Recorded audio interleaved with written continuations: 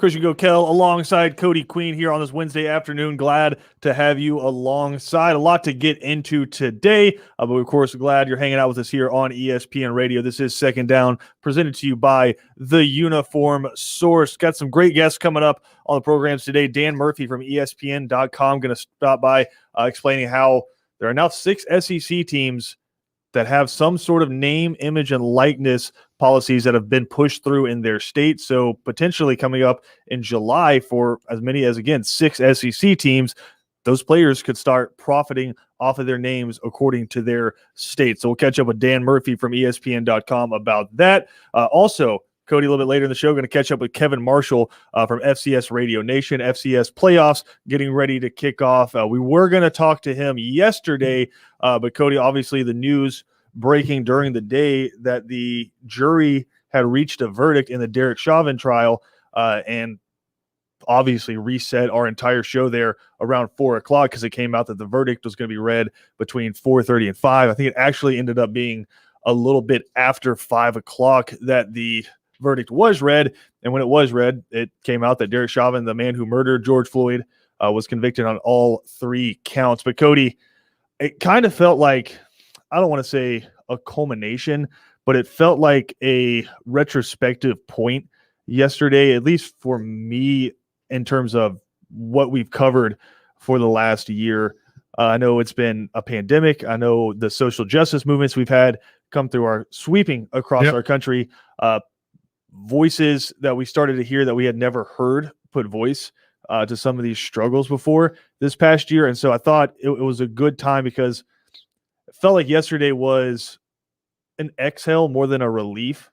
Yesterday, I guess, is the point, because it felt like everybody was tensed up and ready to be slapped in the face, I guess, is the best way to put it. And then when the slap never came and the hand came down, everyone sort of untensed, I guess, is the best way to put that. It's, instead of something bad happening, what was supposed to happen happened. It wasn't, I don't think, a cause for celebration. I don't think it was something to be joyous about. It's what was supposed to happen. Yeah. Right? Like, it's what we knew to be true, what we all saw with our own eyes. So I didn't get so much, I guess, relief that the bad thing didn't happen is just a terrible way to put it, and just kind of the truth.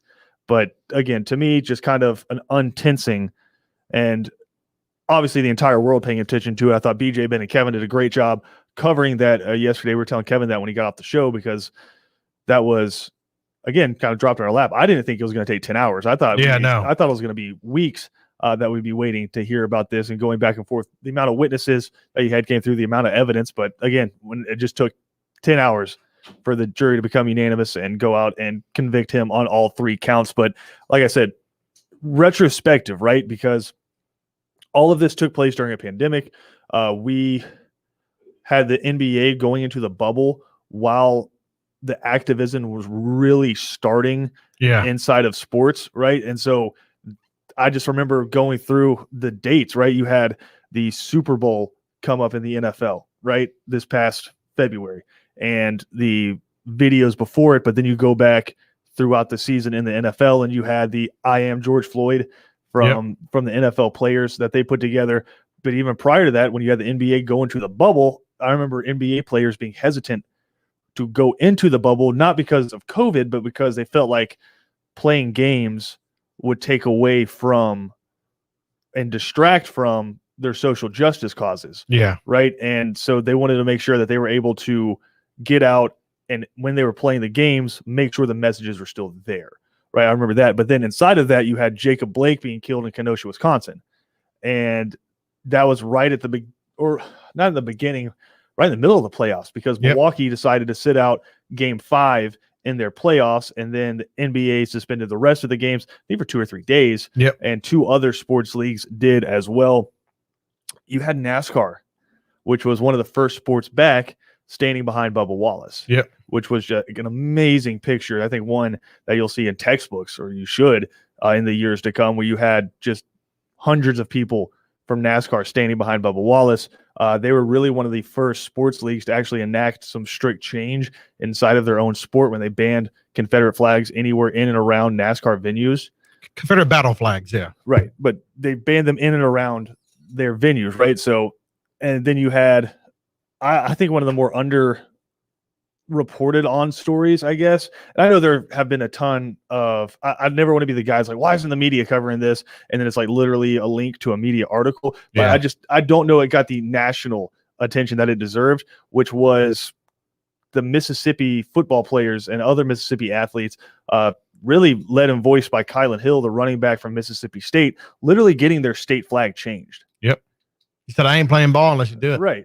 Yep. He's like, I'm done. And a lot of other players started voicing that out. And it just, you saw like the SEC make a statement where the SEC said, we won't be hosting events in your state until it's changed. And it was kind of about that. As soon as a star running back and a couple of defensive tackles and a middle linebacker says we're not playing, all right, well, let's maybe talk about a redesign, which actually, I mean, if we're getting off on a tangent, new flag actually looks pretty sick, but that's another story. So they did a good job on that. But again, I just think it's a good time to look back on the past year because so much happened in the past year. And it was really just one of those circumstances where you had the murder of George Floyd, but had it been a typical year, does maybe that murder, I don't want to say get ignored, but not get the amount of attention it got, right? Where it's just because everybody was on pause. Yeah. Everybody's lives were on pause. You had a moment where everybody could look at it and say that's murder. Like that's wrong.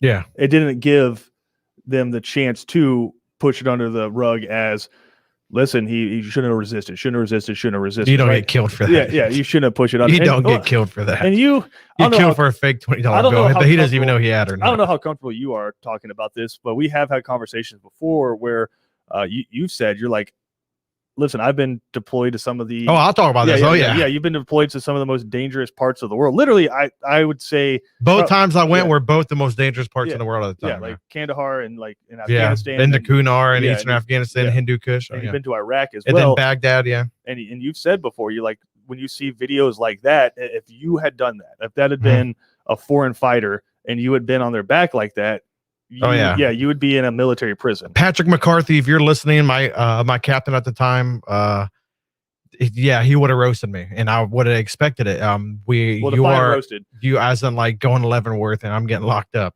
And that's if I don't get handed over to the local government, because they're going to want to try to have a thing on that too. You just can't, dude. It's the way you deal with stuff. You can't just be like, well, he's resistant, so I can use all my force as possible. That's just not the way it works.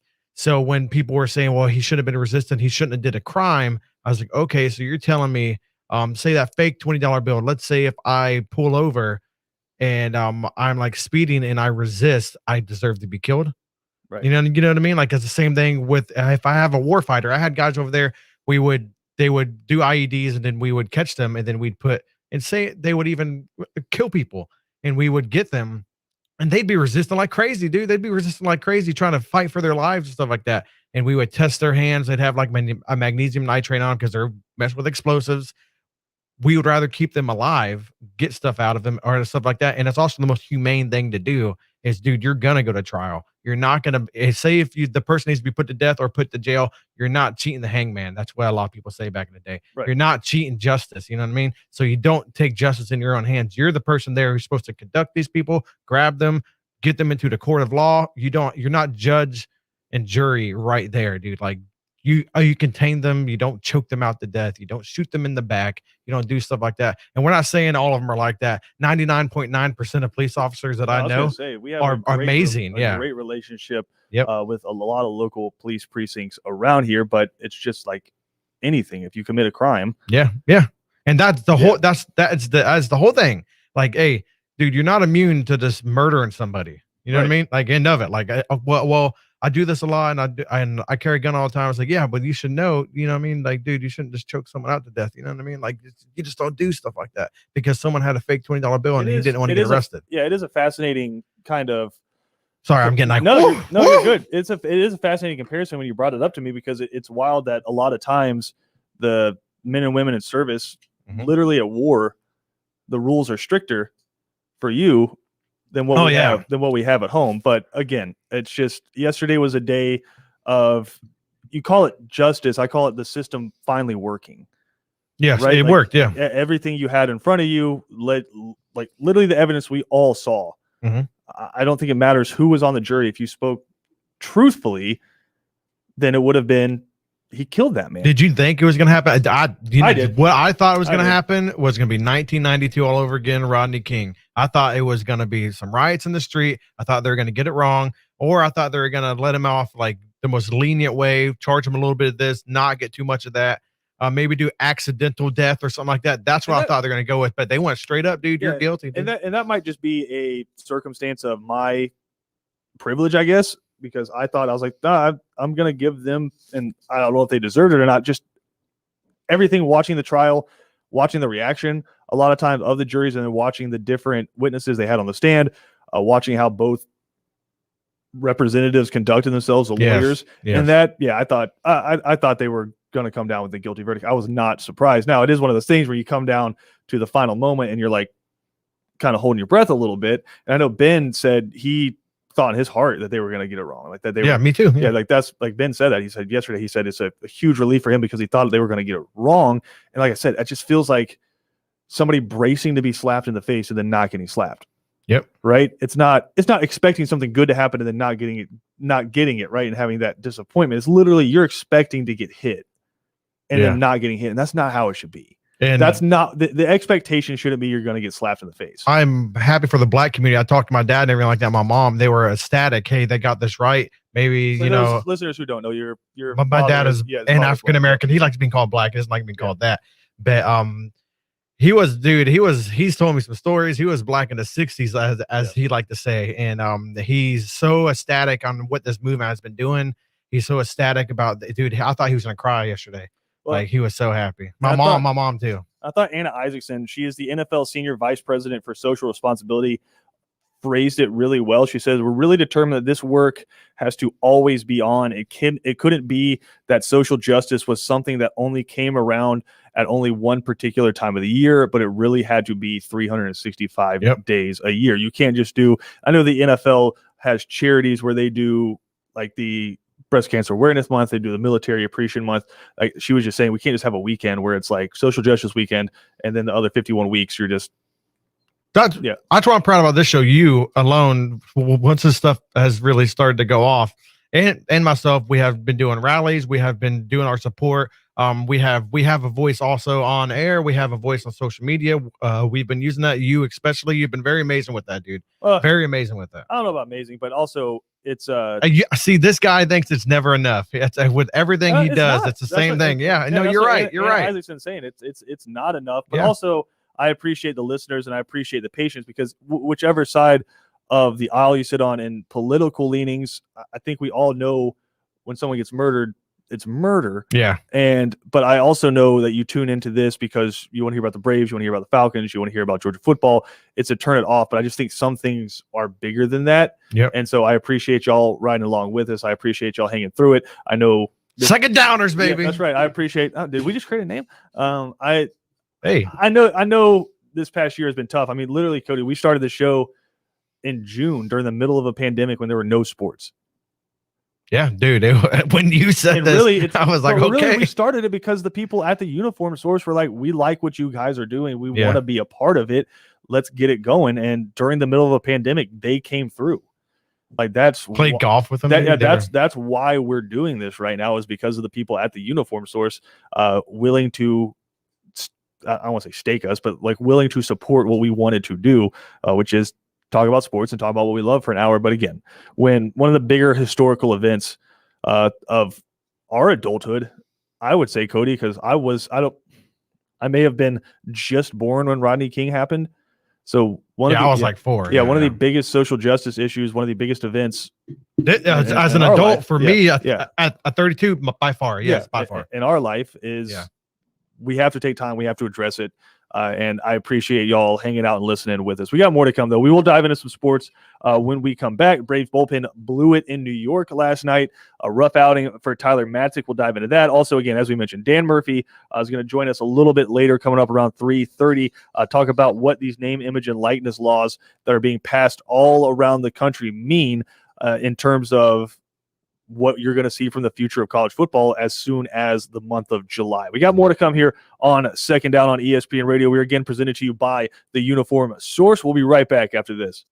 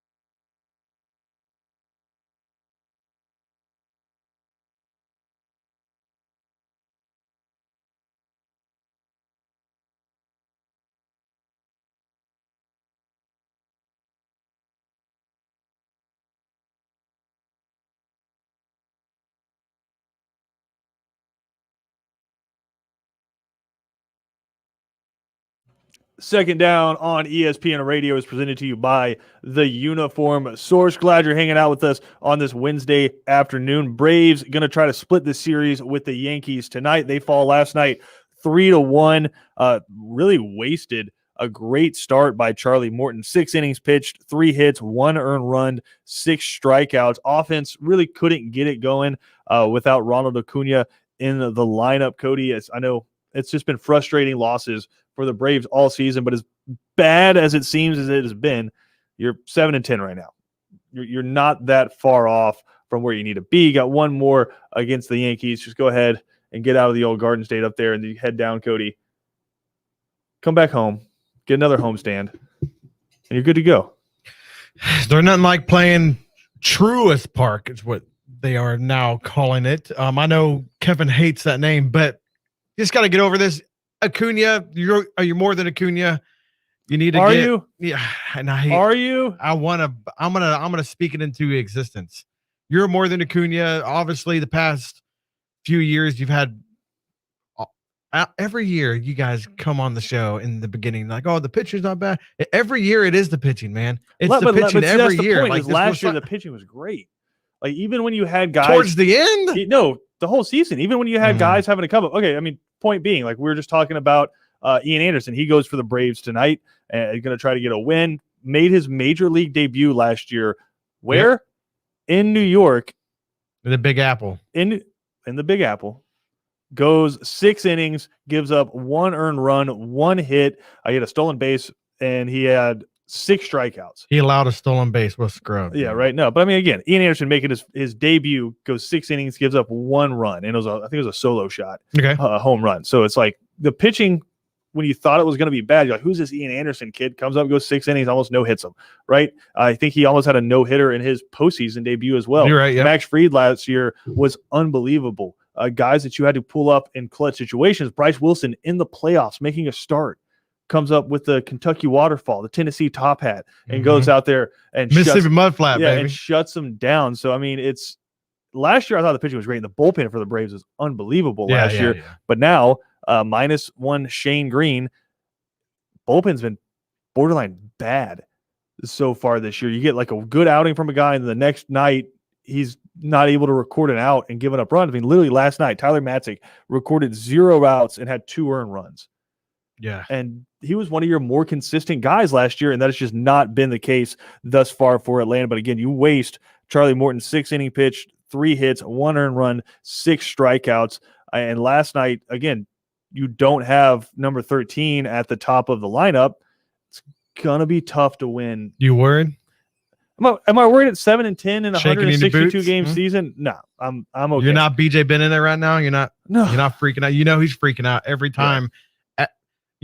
I don't know. You guys obviously got a group chat. Does he freak out? It's like right after a loss. Is he like texting BJ, like you need a BJ in a show like this because he's the one that overreacts to everything on both sides of the spectrum, right? If a guy throws for like 330 yards and 3 touchdowns in a college football game, he goes, he might be the best quarterback in the history of that school. Look at the stats. Look at the stats. If you look at the stats, he may be the best quarterback ever at that school. And then when you tell him, there's like 3 Hall of Famers from that school. He's like, yeah, but they never threw for 330 yards west of the Mississippi at 7:00 at night on primetime TV in this situation. All right. It's 70% humidity. They never did that. So he'll freak out that way. And then he'll obviously freak out the other way, which if you're a college football team and you lose your first game of the season, he's like, statistically, you're never going to make the playoffs. Yeah. If you go undefeated and beat every team by 100, you listen, that one loss that might keep you out of the playoffs. So the Braves lost 3 in a row. We're doomed for the rest of the year. Literally, when they won the World Series, they never lost 3 in a row more than once, and you've already given them that 3 in a row. So it's just like that's BJ, but you need one of those because we all kind of shake our heads at it and kind of laugh at him and poo-poo it, but it gives us something to make fun of. No, it's not like that. He'll jump at you to like, I'm gonna change your mind. I'm going to change your mind. Yeah, and if you engage in him in the texting, it's gonna be paragraph after paragraph after paragraph after paragraph after paragraph. When you guys one day had it on like the video stream and behind the scenes, and it was probably the dumbest thing ever, but you were trying to prove your point. He draws you in. Yours was like literally a sentence or two, and he'd come back with like 2 paragraphs. You're like, whoa, like He's a writer, all right. Yeah, he draws you in, but you just got to like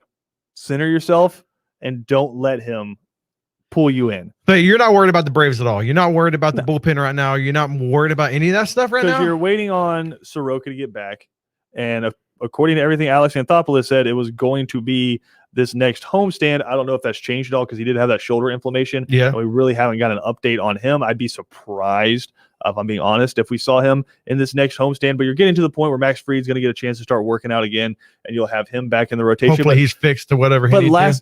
I think that's what's so frustrating so far for Braves fans is we're saying all this about the pitching. Last night they had given up 1 run through 8 innings. Yeah. And then you have just the kind of meltdown from Tyler Matzik. You load the bases, nobody's out. And honestly, getting out of that with just 2 earned runs, or not even 2 earned runs, with 2 runs given up isn't bad. You have bases loaded with nobody out. Things can get crooked really quick. And playing the Yankees though, dude, they're not a good team. Not right now, but I mean, they're still the Yankees. They're like Aroldis Chapman still coming in and throwing 100-mile-an-hour cheese. Like he was filthy in the top of the 9th. Like when you're throwing 100 miles an hour on the black, and then you're coming back with an 80-mile-an-hour curveball in the dirt. Like, what are you supposed to do? There's nothing. Like, the answer is nothing. Well, me, anybody. It doesn't matter. Anybody. You're going 100 miles an hour away, just hitting the corner, strike. I'm like standing outside the batting box. Then you're coming back with an 80-mile-an-hour curveball, and you're way out in front of it. All of a sudden, it's 0-2, and you're just like, I guess we're going home. Are pitchers the most specialized? Because like more than quarterbacks, more than is it the most specialized? No, they still hit, man. Sports? Pitchers are athletes. Okay. Pitchers are athletes. I mean, I would say kickers are probably the most specialized because you can't take a kicker and put him anywhere else. Or I've seen some kickers do some fake punts and some good touchdown passes. Maybe Pat McAfee is like the one, but like I think you look at like that picture of Rodrigo Blankenship next to Aaron Donald, and you're like, these people play the same sport. Yeah, I'd probably say kickers are the most specialized in any given sport. But again, the goggles, that's the homie, man. Yeah, the Braves got one more game coming up in New York. It's a 2-game series. Going to try to split it. Come on, boys. Braves currently sitting at 7-10. New York at 6-10. Ian Anderson on the bump for the Braves tonight. Currently got a 4.70 ERA in 15 1/3 innings right now. 19 strikeouts given up. Just 7 walks for Ian Anderson, but 3 home runs given up for Ian Anderson so far. Right. He's going to go up against Corey Kluber. Corey Kluber has an 0-1 record on the season, 6.1 ERA. Going to be 0-2, baby. Yep. 12 strikeouts for him, 7 walks. Corey Kluber also has given up 3 home runs as well. So you listen, you need 5-6 solid innings out of Ian Anderson, and then if I'm Brian Snitker, I'm walking down to the bullpen, just like, what's Brian Snitker doing? I'm walking down to the bullpen looking at him like, guys, get it together. Yep. Get it together. What is the difference between 2020 and 2021? It's literally the same bullpen minus Shane Green.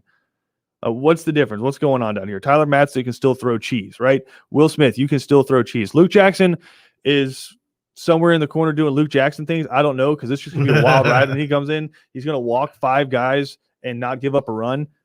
Is the Luke Jackson experience, but you need the bullpen to step up. Offense should be fine tonight for the Braves. You think 1 run last night. Freddie Freeman's not going to go hitless again. Marcell Ozuna, Dansby Swanson, they're not going to go hitless again. So bounce back, get the win, get to 8-10. Then you got the Diamondbacks coming up at home for the Braves. A nice little home stretch coming up for your second homestand. So just get this win, get to 8-10, and then if you win the series against the Diamondbacks, you're back to 500. So then you play the Blue Jays, then you get into the Nationals. Correct. So yeah, it's just little Yankees baseball. You got the Braves coming up, and lineup actually just came out 3 minutes ago. Adrianza's leading off. Freddie Freeman in the 2-hole, Marcell Ozuna in the 3-hole, Travis d'Arnaud in a 4, Ozzie Albies hitting 5, Pablo Sandoval, your DH, is hitting 6, Dansby Swanson is hitting 7, Austin Riley 8, and Areta, your center fielder, is hitting 9th. And both of those guys, so 9-1, both of those guys, all right, been some great signings from Alex Anthopoulos. They've really filled in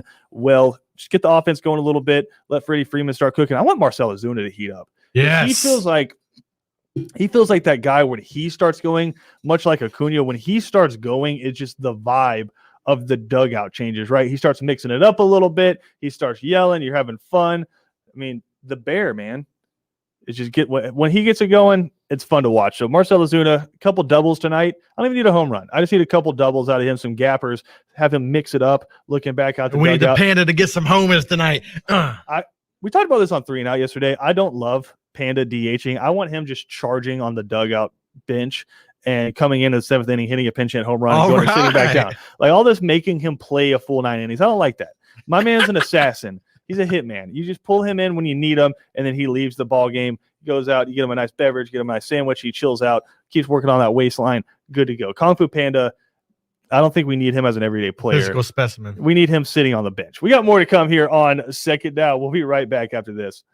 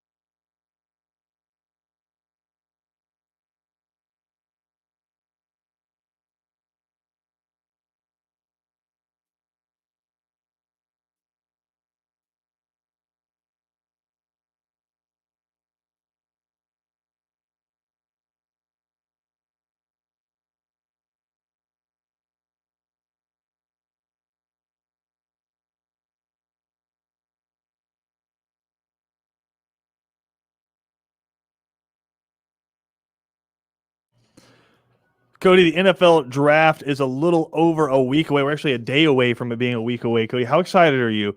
We talked about your mock drafts and your mock drafting tendencies, but just how excited are you? Because I know this is what we've been talking about for the last 3 months. This is all you talk about once your team's season's over, right?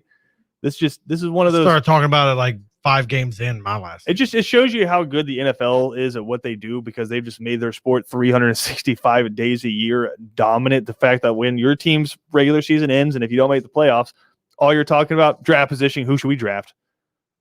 It's truly fascinating. And now ESPN has this thing up there where it's just like you can select your favorite, not even your favorite team, just like the position you feel like your team needs. And you click on it and you're like, well, which one of these would you like? And which trade about this would you like? And it shows you the best first pick for your team. So, I mean, it's just, we have reached the critical mass, I think, on the draft where we have like people coming out with mock draft 7.1 where I make a trade, and then mock draft 7.2 is I reverse that trade. It's just like we've completely lost our minds. I can't tell you how many writers I've seen like contradicting themselves in terms of like what the team needs. And it's like, I was literally reading 2 weeks ago where you're saying we need a left tackle, and now you're saying the offensive line's fine and we need a wide receiver. Like, it's getting to that point where you don't know what's happening anymore, and you just want to let the chaos happen. That being said, next week we will be doing a little competition with you, the listeners, where you can send in your 1 through 32 of the NFL. And we're not doing the 7 round. The first round. No, we're not doing the second round. We're not doing a full 7-round mock draft from everybody, Cody, as much as I know you would love it, because after the 5th pick, the whole thing is going to go to hell. Probably after the 4th pick, because if the Falcons trade out of it, everybody's mock draft is going to hell because nobody's going to get that trade right. And so, no, we're going to do 1 through 32. I would be completely comfortable doing 1 through 10, but I feel like that has a chance of too many ties. So we're just going to do the whole first round. You'll have a chance to submit it. We'll send you a link to where you can submit who you think will be taken 1 through 32. And then we'll have a competition to where whoever gets it right, you just be our mock draft guru. And Cody, if you're the guy over here practicing all these mock drafts, I hope it's you. It's probably not going to be me. No, it's always the person who cares the least about it. It's true. Who's going to get it 1,000%. This is my correct. first mock draft I've ever done. This is the most mock draft ready I've ever seen anybody. There's so many different mock draft sites out now. I remember it's because not too many, like you, Cody. Not too many. Well, like a year or two ago, me and BJ, there was only like one site. No, Cody, do you know why there are so many mock draft sites out there? I only need one. You. I don't need that many. But it's you. You're the reason, because you know about all these websites. You probably clicked on all of these websites, and there's a lot of people out there like you. Oh, I've used a bunch of different engines this year. Yeah, that's horrifying to me. But that being said, pretty much guaranteed, unless something catastrophic happens and Trevor Lawrence decides that he just doesn't want to play football anymore, a quarterback is going to be taken number 1 in this draft. And Trey Lance is going to the Falcons. Don't put that out into the universe, Cody. Why do you want to hurt me? There's character issues with Penei Sewell, so you can't. What character issues? Like, well, he doesn't starting like, him now, baby. He doesn't like your favorite. Him now. Your favorite Star Wars character is like, is that the character issue? Yeah, you have. Okay, but his favorite color is blue, not green. But from 2009 until now, so if we're assuming Trevor Lawrence is the starting quarter, or is going to be the quarterback taken number 1 overall, there would have been 1, 2, 3, 4, 5, 6, 7, 8, 9, 10 from 2009 to now. 10 quarterbacks taken with the first overall pick. Some other guys like Myles Garrett have jumped in there as defensive linemen, but for the most part, number 1 overall pick. If you're there, it probably means you have a quarterback issue. Quarterback's going to go number 1 overall. What I wanted to ask you, Cody, is out of those, because you have them listed in front of you, obviously Trevor Lawrence hasn't been there. Joe Burrow hasn't been there long enough for us to really get an idea either. Which one of those guys in your mind has had the best NFL career thus far? Because you have Matt Stafford, Sam Bradford, Cam Newton, Andrew Luck, Jameis Winston, Jared Goff, Baker Mayfield, Kyler Murray, and then Joe Burrow, and Trevor Lawrence is the odds-on favorite to be the guy this year. Obviously, taking Burrow and Lawrence out of it, who do you feel like has had the best career thus far? Number 1, gonna have to go with Cam Newton. Newton is the only MVP on the list. MVP, went to a Super Bowl. Number 2, believe it or not, Jared Goff. Jared Goff went to a Super Bowl. Did Jared Goff go to a Super Bowl? Well, okay, then who else? Like, did Jared Goff go to a Super Bowl, or did that? I'm just saying, like, you're saying this, but you have who? Oh no, Matthew Stafford's on there. Ooh. And C.J. Anderson. Take him. Matthew Stafford would be my number 2. I might have Jared Goff towards the bottom of this list. And I know he's one of the only ones on this list to play in a Super Bowl. Or pass for like 5,000 But yards. just in terms of success and sustained success, like literally he's not on his team anymore. I know there's a lot of them. Like Jameis Winston's not on his team anymore. Neither is Matthew Stafford Andrew or Luck Cam retired. Newton. Cam Newton. Sam Bradford's not in the NFL anymore. Right? Like it's just, but they traded Jared Goff for Matt Stafford. Yep. Like they were like, we think he's better, and he's what? He is better. 1, 2, 3, 4, 5 years older. We're willing to trade for a guy that's half a decade older than you to get him in there because we didn't think you were that great. And so I don't know how high I would have Jared Goff. If I do my top 3 in terms of success so far, Cam Newton's clearly number 1. He's the only MVP on this list. I think Andrew Luck's number 2. I know he got hurt, but when Andrew Luck was playing, he was a phenomenal quarterback. When he was playing. But he retired because he had a career-ending injury. Okay, I don't think that's his fault. You gotta have long longevity to be. But the question was, who's had the best career so far? And I think Andrew Luck's had a better career than most of the guys on here. He's had a much better career than Jameis Winston. Baker Mayfield, they finally got to the playoffs, but Andrew Luck was consistently in the playoffs for the Indianapolis Colts. Like that's how you know your franchise is bad, when you're just like, he's our savior. We made the playoffs. Thank God. Yeah. No, but a winning season is not be bad. You're not going to win a Super Bowl. All right, let me reverse that on you. And you can include Joe Burrow and Trevor Lawrence in this as well. Give me the top 3 college careers from these quarterbacks, because you do have some Heisman winners on there. Burrow number 1. Sam Bradford, Joe Burrow won a Heisman. Cam Newton. Oh, college careers? Yes, college careers won the Heisman. That gets tough. I would like to go Cam number 1 still. Literally, he went to a championship game with no one who got drafted in the NFL on his offense. So that is he did have Nick Fairley on the defense. Yeah, but he did everything. Nick Fairley was nasty. He was, but like Cam still remember old poor Aaron Murray just like bleeding, getting thrown around like a rag doll. There were so many flags in that game. Dude, Cam Newton looked like a grown ass man. Well, he was a grown man out there, freaking just embarrassing kids. He still looks like that against NFL guys. Yeah. That's what happens when a guy's the size of a left tackle and he can move like a running back. I do Cam Newton number 1 on this one.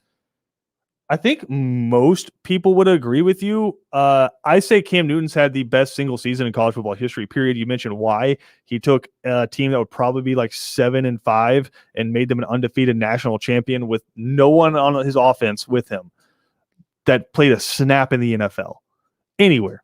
Right. So he carried that Auburn team where like literally the rest of the program was so bad that their head coach, who won a national championship, got fired 2 years later.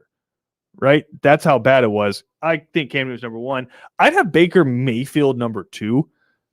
I think Baker Mayfield was I got him between him and Winston. Winston had a great career in college too. He did. He was a redshirt freshman that won a national championship and then played like he won the last BCS national championship when they beat Auburn. He had Kelvin Benjamin making the huge catch in that one. You had the kick return in that game as well. Nick Marshall leading Auburn. That was the Auburn team, Cody, that was involved in the Prayer at Jordan-Hare when they caught the long Hail Mary pass against Georgia. Okay. And then a couple weeks later beat Alabama on the kick 6. Oh, okay. And then lost to Jameis Winston and Florida State in the final BCS national championship game. Then the very next year, maybe not remembered for the best visual representation of himself, but definitely remembered as a meme-worthy format. Jameis Winston played in the first ever college football playoff, played Oregon in the Rose Bowl, and had the thing where he kind of like threw the football backwards and everybody was making fun of him. Yeah. So, I mean, Jameis Winston had a hell of a career, but I think Baker Mayfield, where you think about what he did, where he went to Texas Tech, they didn't put him on scholarship. Walk on, baby. Transfers to Oklahoma, earns a scholarship at Oklahoma, wins the Heisman Trophy, goes to a couple college football playoffs, wins Big 12 championships, right? I think he played, Clemson and Georgia in the college football playoffs. I mean, Baker Mayfield had a hell of a career. He had the overall efficiency ranking when he graduated. I think Tua broke it, and then Joe Burrow broke it, and I think Mac Jones just broke that.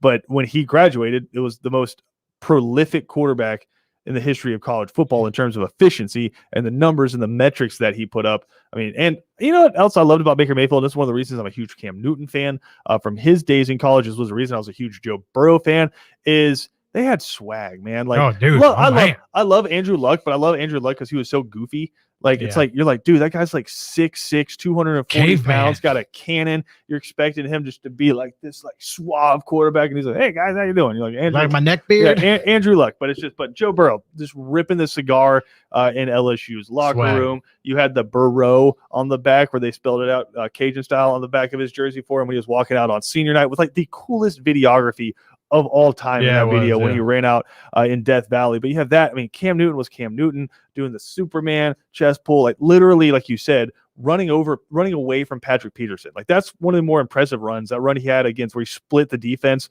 against LSU and just like fell into the end zone. I mean, he had swag. And then obviously like Baker Mayfield, like when I think it was Kansas that he walked out against and they refused to shake his hands. And so he was just like, clapping at him. And then it did come back to bite him in a couple games. Like I know against Georgia, when Georgia Rodrigo Blankenship missed a field goal in the Rose Bowl, they panned over to old Baker on the sideline, did like the throat slash, like it's over, they're dead. And then Nick Chubb and Sony Michel had something to say about that in the second half. But I love the swag. I love the characters. I feel like it makes college football better. I think it makes the NFL better. I think it's one of the things where a lot of people stopped watching the NFL for a while because every offense was the same. And everybody had a quarterback who it's like, well, we don't need him to throw for a lot of yards, but we want him to complete 70% of his passes, and we're going to run for 3.5 yards per carry, and it's all going to be the same offense, and it's going to be bland, and there's going to be no celebrating. It's like, let them have fun. There's personalities, and what makes it fun, and if you don't like the guy, that makes it fun too, right? If you want your team to beat him or you want the other team to beat him because you don't like him, it's good to have villains. I think that's absolutely the case. And so it's like Baker Mayfield, I think, was just a shot in the arm for the Cleveland Browns, where it had been so bad for so long. It's the same thing with Cam Newton. It's like, I think it's good. You either love him or you have disdain. You despise him, you have disdain for him when he's beating your team 50-0 during that 2015 year, and he has like the entire offense like taking pictures on the sideline while the game's still happening. Like, that's how dominant they were. Yeah, remember that NFC Championship? Like, do you remember who they played in the NFC Championship? No. It was the Cardinals, and they beat the hell out of them. I remember Cam Newton running around just on a quarterback sweep and diving into the end zone like Superman in the NFC Championship game. Beat the hell out of them. Did they run into maybe Von Miller? Maybe one of the top 5 defenses of all time? Sure. DeMarcus Ware, Von Miller, what's the Bradley Derek Roby, Wolf, Shaq Barrett. You had was a rookie, dude, that year. What was the inside linebacker's name?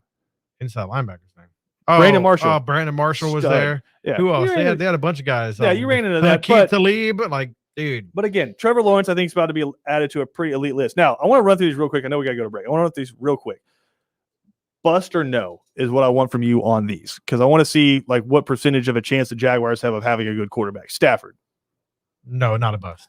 Bradford. Bust. Newton. No. Luck. No. Winston. Yes. That's a tough one. Yes. That's a tough one, but I'd say yeah. He never really lived up to it. Goff. No. Mayfield. No. And I won't make you say Murray or Burrow. I think it's too early to decide on those guys. So I think there's a good chance Lawrence helps elevate the Jaguars just based off of those tests. No, gotta take a quick break. We'll come back. Final segment of Second Down next.